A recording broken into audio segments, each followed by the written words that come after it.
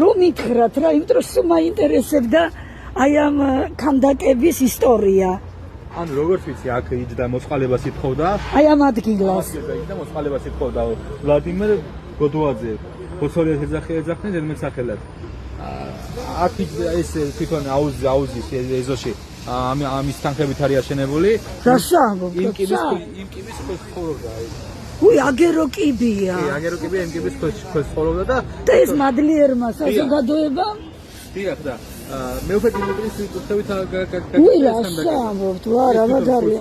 აძლევდნენ ამას ასახმარებოდა და ფული სხვა სახმარებოდა ეს. ხო, თვითონ არა.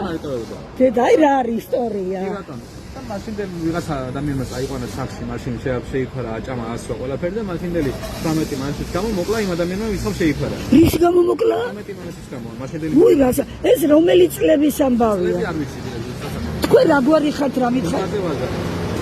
დუმბაძე? ვაჟა. თქვენ ოზურგეთელი ხარ, გურული ხარ? ქედი აჭარელი ქედი. ქედელი. ქედაში მე ძალიან ბევრი ახლობლები ხარ. ხოჩი მას სოფელი. ერაჩემის ხარია გურიეს. დედა რა გვარია? ასულია იქიდან ჯაიანია. რა გვარი ქონია? ასულია იქიდან. სვანეთი ხოლო გამოსულია. ყოჩია. მოკლედ აი ესეთი ისტორია მარაჩეულებმა ადამიანმა მომიყვა და სულ მაინტერესებდა ეს.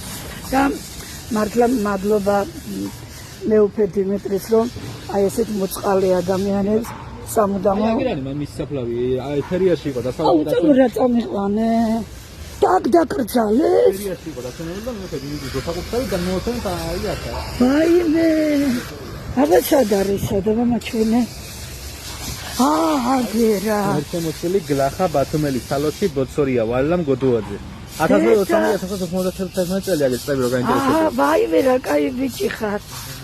მოკლედ აი ესეთი სევდიანი, მაგრამ ღვთიური ისტორია მომიყვა ამ არაჩვეულებრივმა ადამიანმა და ძალიან დიდი მადლობა.